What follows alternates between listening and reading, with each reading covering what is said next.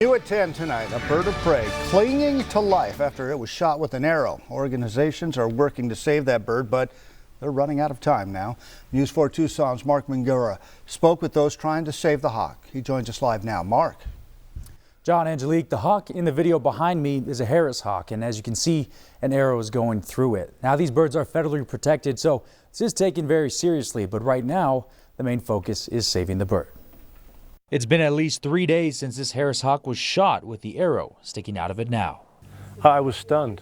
I had a hard time imagining why somebody would do that, and it makes you pretty mad. It makes you pretty mad because birds of prey don't have a very easy life as it is.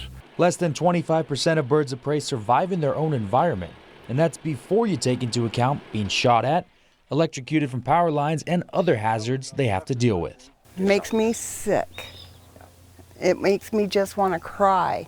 If the shooter is identified, they're facing harsh consequences. According to the Arizona Game and Fish officials, they could face a federal fine of up to $15,000 and 6 months in prison.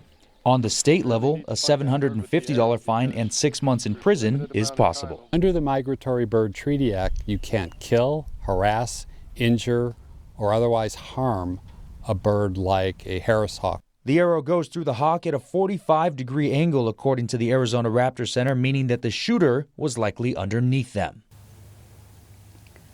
They don't cause any trouble. There's no reason to be shooting these birds.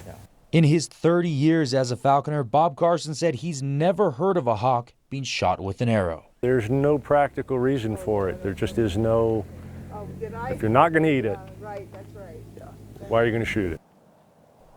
Carson told me that today catching the hawk with normal methods likely won't work at this point. Best case scenario is that the bird goes to the ground in desperation for food and then they catch it. They just hope that at that point it's not too late.